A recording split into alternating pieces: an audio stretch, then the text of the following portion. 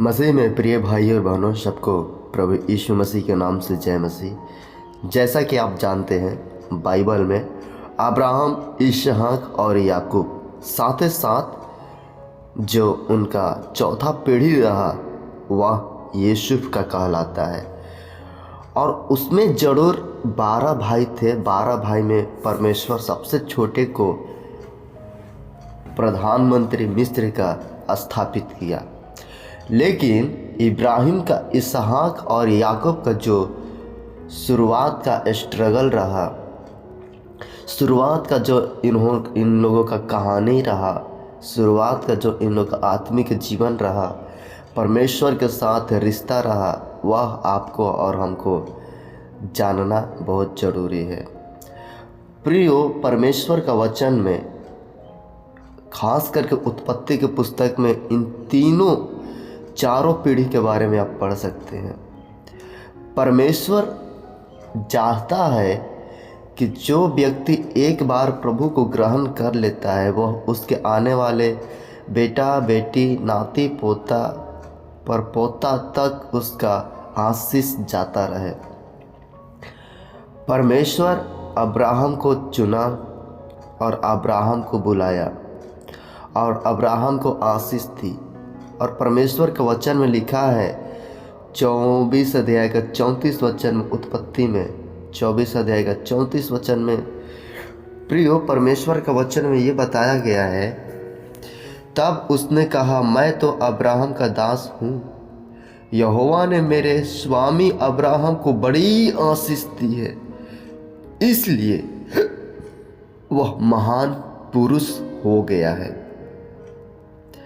प्रियो, जब परमेश्वर हमें और आपको आशीष देते हैं तो साथ ही साथ हमारे आपके नाम को भी महान करते हैं।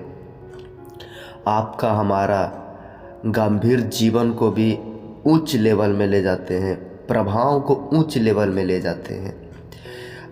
लेकिन संसार में रहने वाले व्यक्ति के पास जब धन बढ़ता है तो शैतान उसको घमंड में भरपूर कर देता है।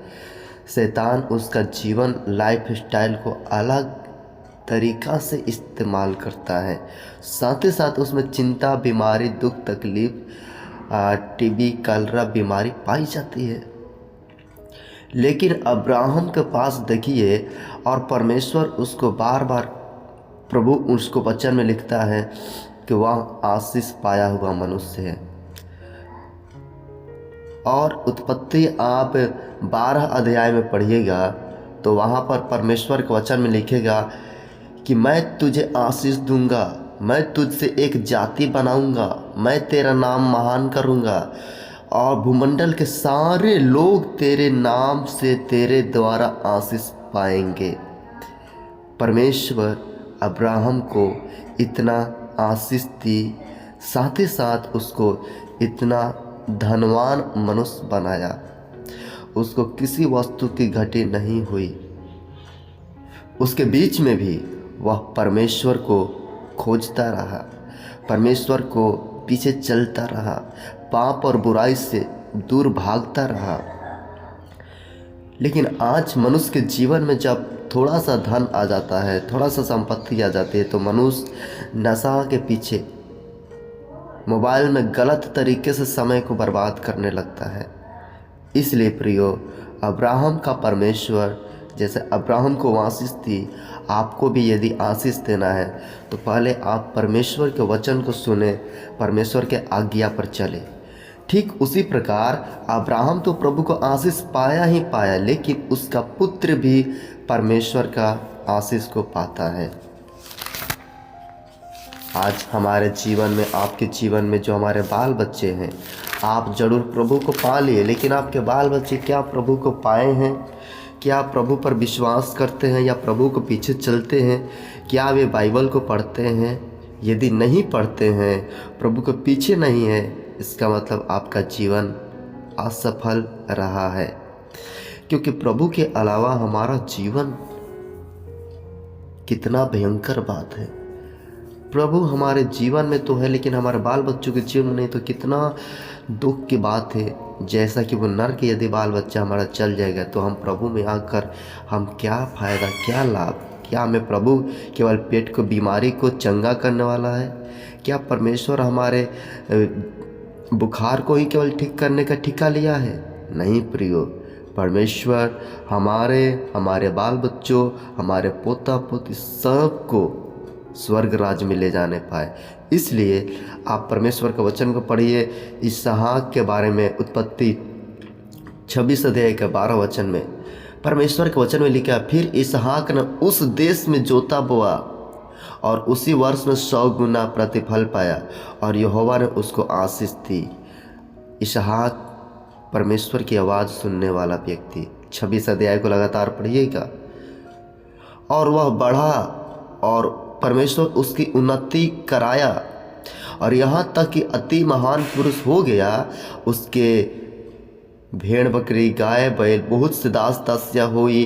तब उसके आसपास के लोग उससे जलने लगे उसकी संपत्ति देखकर, क्योंकि वह न केवल संपत्ति पर परंतु वह सबसे ज़्यादा संपत्ति परमेश्वर पर भरोसा करता था, विश्वास करता था, प्रार्थना करता था, परमेश्वर का भय मानता था और अपने पिता के परमेश्वर के पीछे पीछे चलता था प्रियो।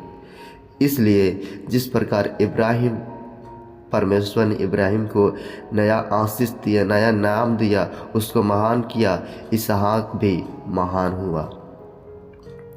अब याकूब के बारे में थोड़ा सा देखते हैं। परमेश्वर के वचन में आप 35 अध्याय को निकालिएगा उत्पत्ति। और उत्पत्ति में प्रियो 35 अध्याय का 11 वचन जब आप पढ़ते हैं तो फिर यहाँ पर देखते हैं परमेश्वर लगातार 27-28 वचन से लेकर 50 अध्याय तक याकूब को आशीष दे रहा है। और परमेश्वर जो है उसको आशीष दे रहा है। 35 के 11 में पढ़िएगा, फिर परमेश्वर ने उससे कहा, मैं सर्वशक्तिमान ईश्वर हूँ, तू फूले फले और बढ़े और तुझसे एक जाति वरन जातियों की एक मंडली भी उत्पन्न होगी और तेरे वंश में राजा उत्पन्न होंगे। कितना बड़ा आशीष है ना, कितनी बड़ी आशीष। हमारे बाल बच्चे आने वाले समय में राजा बनेंगे, कितनी बड़ी आशीष है प्रियो। लेकिन आज हम किसके पीछे जा रहे हैं? क्या धन के पीछे या धन देने वाले परमेश्वर के पीछे? क्या हम पाप के पीछे जा रहे हैं या पवित्र जीवन के पीछे जा रहे हैं? क्या हम वचन के पीछे चल रहे हैं, वचन को प्रतिदिन पढ़ रहे हैं? प्रियो, परमेश्वर हमें आशीष देने वाला परमेश्वर है। और प्रभु का वचन में लिखा है 46 अध्याय का 6 वचन में, है ना, इसहाक का पुत्र याकूब जो है वे अपनी भेड़ बकरी गाय बैल और सारा संपत्ति को लेकर जो उन्होंने कनान में इकट्ठा किया था, सारे धन को लेकर मिस्र देश में आया। इतना धनवान था अब्राहम, इसहाक और याकूब। तीनों पीढ़ी के लोग में परमेश्वर को उपस्थिति दिखाई दिया, परमेश्वर का वचन दिखाई दिया, परमेश्वर का वायदा दिखाई दिया, परमेश्वर का दर्शन दिखाई दिया, प्रार्थना के जीवन दिखाई दिया और तीनों पीढ़ी धनवान दिखाई दिया बाइबल में। प्रियो, परमेश्वर जरूर अपने लोगों को, सभी लोगों को धनवान नहीं बनाता है, क्योंकि परमेश्वर को पता है जिसका मन ठीक नहीं है उसको धनवान बनाने से वह मुझे छोड़ सकता है, वह मुझे त्याग सकता है। और जब उस मनुष्य का पेट भर जाएगा तो परमेश्वर का तिरस्कार कर सकता है, जैसा कि इजरायलियों ने परमेश्वर को लाल समुद्र के बाद किया। इसलिए प्रियो, परमेश्वर अपने लोगों को गरीब रखता है। परमेश्वर के पास स्वर्ग में सारा धन है, संपत्ति है, सोना है, लेकिन परमेश्वर अपने लोगों को इसलिए गरीब रखा है ताकि गरीब लोग सही से वचन पढ़ते हैं, सही से समझते हैं, सही से प्रभु के पास आते हैं, सही से बपतिस्मा लेते हैं, सही से उद्धार प्राप्त करते हैं और वे पाप नहीं करते हैं।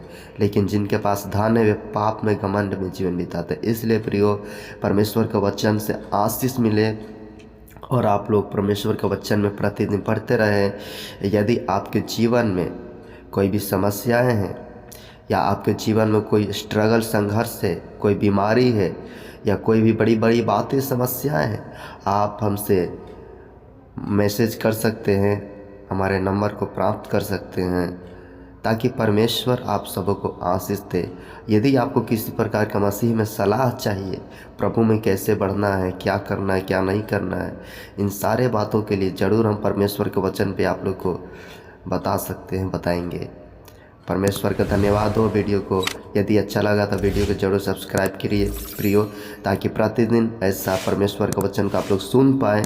और वीडियो को लाइक कीजिए और वीडियो को अपने मित्रों के पास, भाइयों के पास, मित्रों के पास, दोस्तों के पास शेयर कीजिए, उनको भेजिए। परमेश्वर आपको आशीष दे। सबको जय मसीह।